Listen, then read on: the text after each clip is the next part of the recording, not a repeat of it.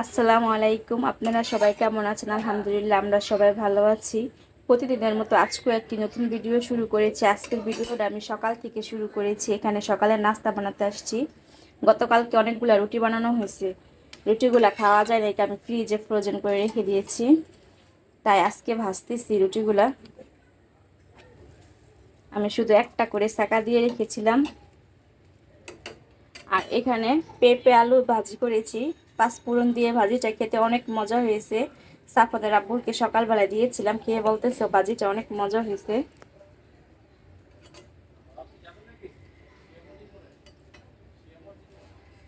আমি কোনোদিন এইভাবে রুটি রাখিনি, ফার্স্ট টাইম এভাবে রুটি রেখেছি। রুটিটা খেতে যদি ভালো হয় তাহলে এভাবে বানায় রেখে দিব, কারণ সকালবেলা রুটি বানাতে গেলে অনেক দেরি হয়ে যায়, অনেক সময় রুটি বানানো হয় না, সকালবেলা ভাত খেতে হয়। তাই ভাবছি যে রুটিটা যদি আজকে খেয়ে দেখি যে ভালো আছে, খেতে ভালো লেগেছে, তাহলে সামনে থেকে এভাবে রুটি রেখে দিব, একটা করে বানায়া সেকা দিয়ে এভাবে রেখে দিব, তা একটার সাথে একটা গায়ে লাগবে না। আমি পাঁচটা ছটা রুটি ছিল, এই জন্য এইভাবে রেখেছি এই বাটির মধ্যে।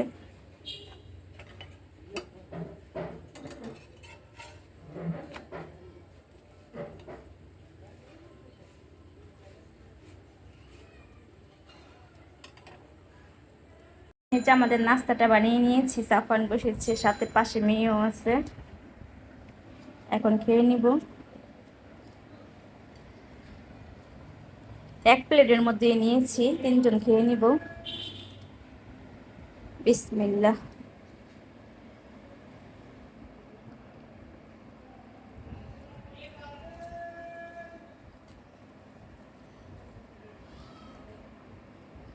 ভাজিটা অনেক মজা হয়েছে, পাঁচফোড়ন দিয়ে করেছি, পাঁচফোড়ন সুন্দর একটা ফ্লেভার আসতেছে।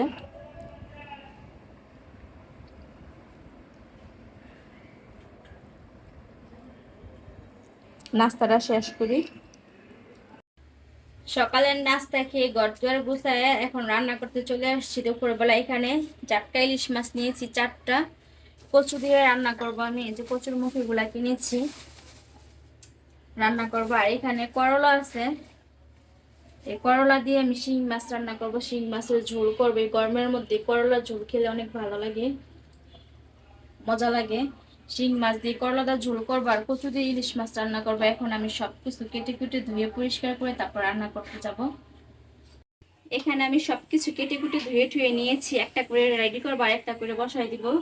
আগে প্রথমে আমি ইলিশ মাছের তরকারিটা রান্না করে নিব। এখানে কচুগুলা কেটে ধুয়ে নিয়েছি, আর এখানে ইলিশ মাছটা কেটে আমি হলুদ আর লবণ দিয়ে মাখায় রাখছি, মাছটা কষাই নিব। এখানে তেল দিয়েছি,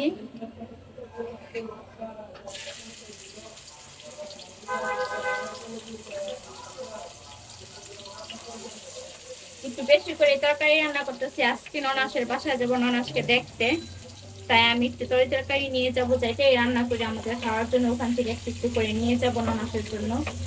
আর পাশের চুলায় গতকালকে যে আমি মোরগ পোলাও রান্না করেছিলাম, ওটা কিছু ছিল ফ্রিজে, এখন বাচ্চাদেরকে গরম করে দিচ্ছি, ওরা খাবে এখন, ছেলে মেয়ে।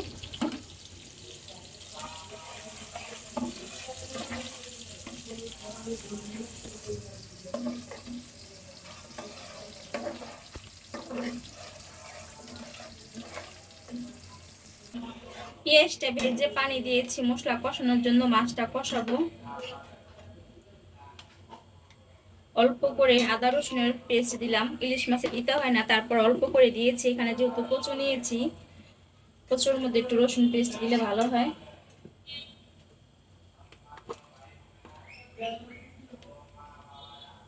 এখন অল্প অল্প করে সব গুঁড়া মশলাগুলো দিয়ে দিব। ধনে গুঁড়া দিলাম 1 চামচ, শুকনা মরিচের গুঁড়া দিব,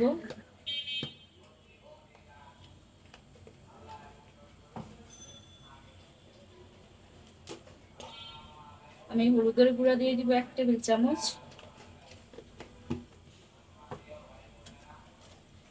এখন এই মাছগুলো আমি সবগুলা কষাই নেব।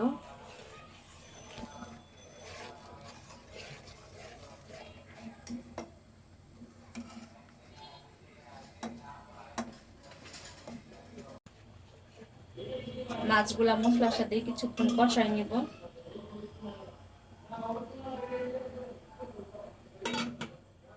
কষায় উঠায় রাখছি, আর এখানে কচুর মুখগুলা কষায় নিচ্ছি। এখন ঝোলের পানি দিয়ে দিব।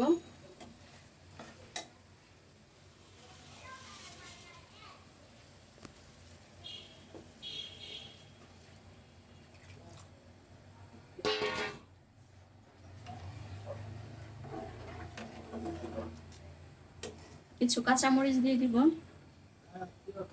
মাঝখানটা খালি করে দিয়েছি।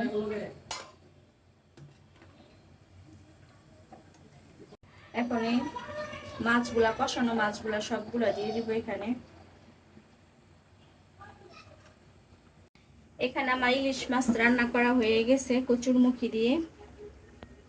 আর এই পাশের চুলায় আমি শিং মাছটা বসাই দিছি, ঝোলের পানিও দিয়ে দিয়েছি। আর এখানে নানাসের বাসা যাব, নানাসের জন্য একটু তালের পিঠা বানায় নিয়ে যাবো। এখানে যে তালের পিউরিটা রেখেছিলাম ফ্রিজে, এখন পিঠা বানাবো তরকারিটা হইলে। এখানে আমি তালের পিঠা বানানোর জন্য তালের বাটারটা রেডি করে নিয়েছি। আর এখানে ভাজার জন্য তেল বসিয়েছি, তেলটা গরম হয়ে গেছে। এখন তালের পিঠাগুলো বানাই নিব।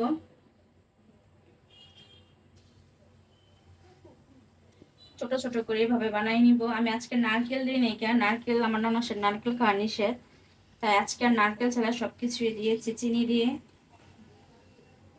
চিনি, ময়দা, চালের গুঁড়া দিয়েছি।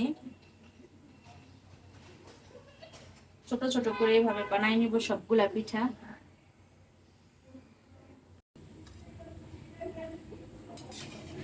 আমার পিঠাগুলো আলহামদুলিল্লাহ অনেক সুন্দর ফুলেছে।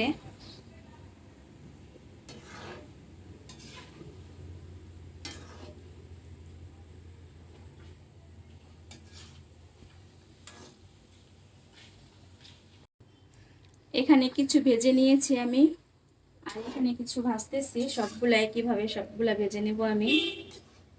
বাচ্চারাও নিয়ে নিয়ে খাচ্ছে। পিঠাগুলো আজকে আলহামদুলিল্লাহ অনেক মজা হয়েছে।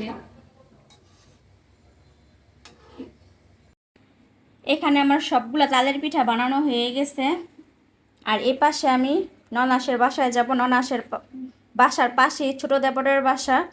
এখানে তরকারি বেড়ে নিয়েছি, ননাসকে দিব, ছোট দেবরকে দিব। এখন রেডি হয়ে যাব। ভিডিওটা এখানেই শেষ করব। সবাই ভালো থাকবেন, আমাদের জন্য দোয়া করবেন। আল্লাহ হাফেজ।